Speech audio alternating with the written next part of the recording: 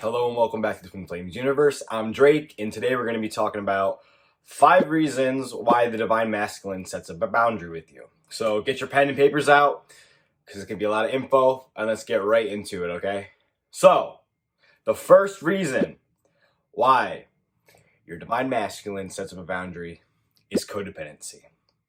You know, with the Divine Masculine, I found with my Divine Feminine that if she's like really needy or really like codependent or seeing me as her source of love and trying to get things from me, it's really like unattractive to me. And so a lot of the times, either I'm going to distance myself or I'm going to set a boundary because I'm saying, hey, you know, I'm not your source of love. You've got to go love yourself, and you know, you need to do your own thing. I don't want to be your center of attention, right? That's not what I want, right? I want you to be your center of attention. I want you to focus on yourself and your goals and your happiness. And then that's how we can have a relationship, right? Because if you're trying to make your Divine Masculine the center of your attention, it's not going to really work out for you. It's going to feel really bad in your relationship. You're going to feel kind of like a lot of tension, maybe a lot of like strain on your relationship because, you know, there's some expectation of, hey, you're supposed to give me love. You're supposed to give me this.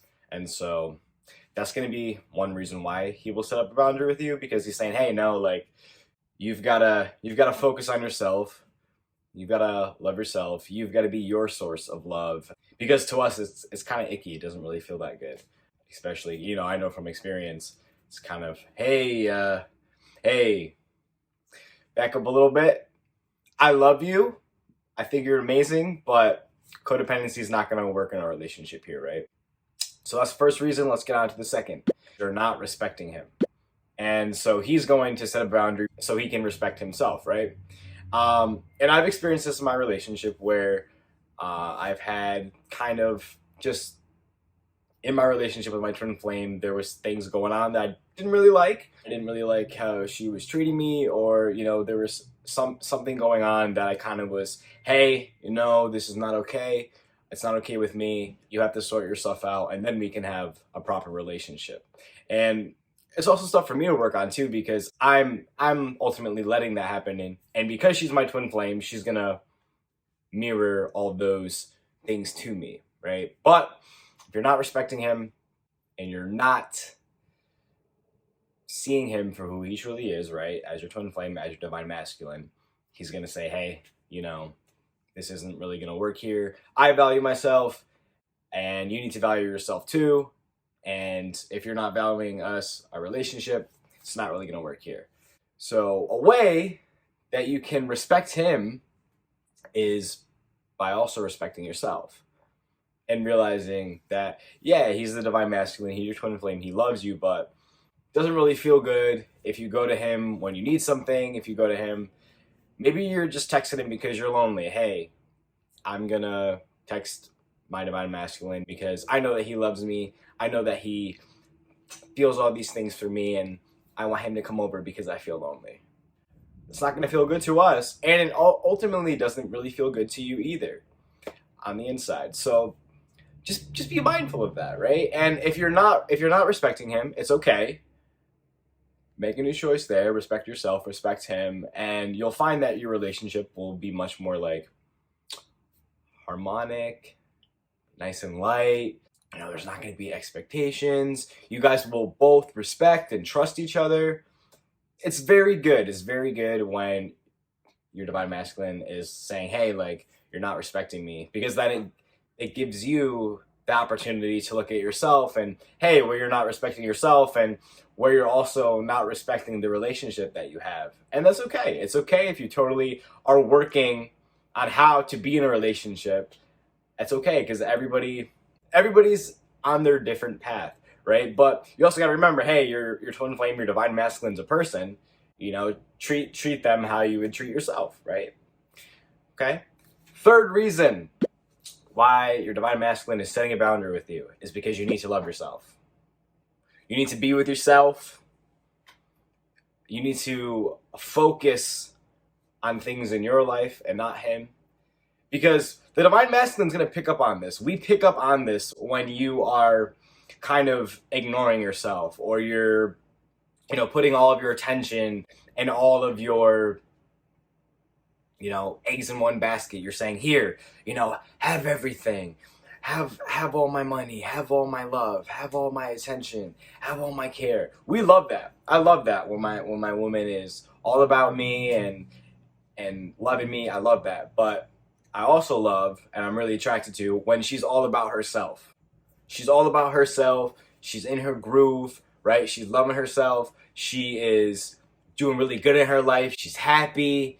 She looks good, right?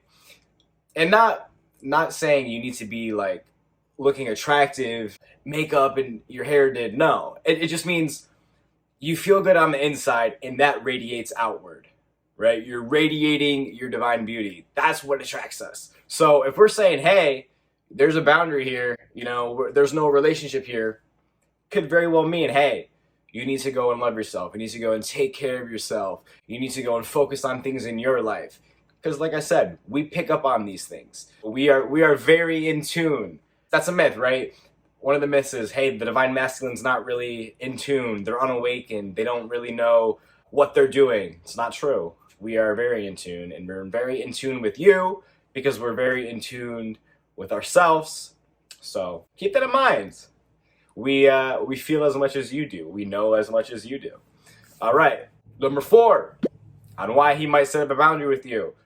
And this kind of goes hand in hand with 3, but don't worry, it's a little different. You're not putting yourself first. And this is kind of a key thing.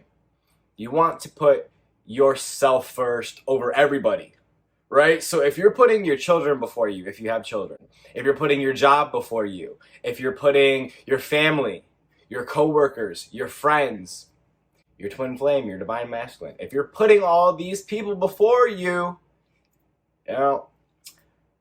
that is not really attractive to your divine masculine.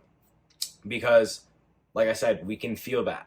And if you're leaking your energy into all of these people instead of giving your energy back onto yourself, it's not going to be good for your relationship with yourself or your divine masculine. So he's basically saying, we're basically saying, you've got to love yourself here, and this is how I'm going to help you. I'm going to set a boundary here, so you have to, he's kind of like forcing you to focus on yourself. We want you to love yourselves as much as we love you. We want you to see how amazing and how perfect and how awesome you are. We can't give that to you. We can't give you that satisfaction, that validation. You have to learn to give that to yourself. You have to see yourself how we see you. And that is a process. That's not something that you're going to come to really fast. And you know what? You may actually come to that conclusion very fast, that you're awesome and you're valuable and you're perfect and you're attractive. And for others, it may take a little while, and that's okay. And, the little tool that we could use is the mirror exercise. And if you don't know what the mirror exercise is, I'm going to have someone link it. Go watch it. It's a great self-love tool. So put yourself first. Remember, you are your most important person in your life. Your energy is most important. You need to fill yourself up. You've got to give everything you want to give us to yourself. Because it's highly attractive. I'm telling you, it's highly magnetic to your divine masculine when you are loving yourself up and you are giving yourself all that love. It just makes us want to be with you more and give to you more, right? And love on you more. So do that.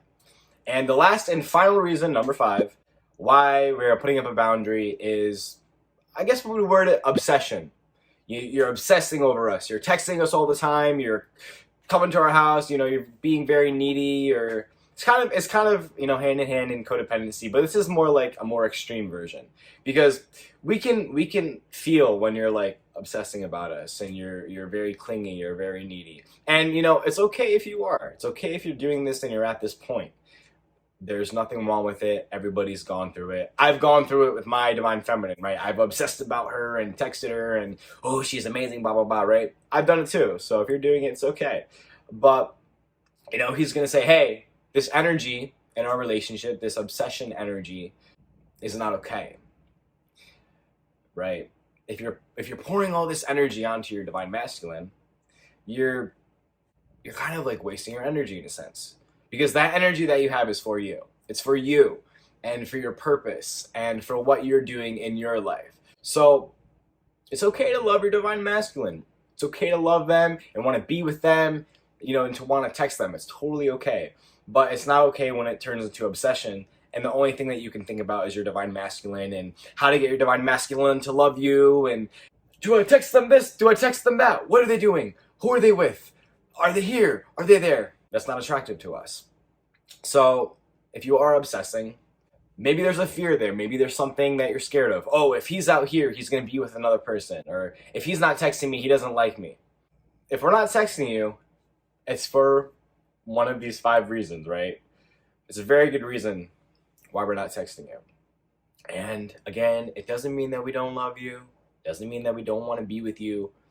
It just means that there's something more important that you need to be looking at. Okay? So thank you so much for watching, and I will see you in the next video. Make sure to like, comment, and subscribe, okay? And turn on those notifications, right? So you can get a ding every time that we do our videos. And if you have any suggestions, leave them down below. All right, thank you guys again, and I'll see you in the next one. Bye-bye.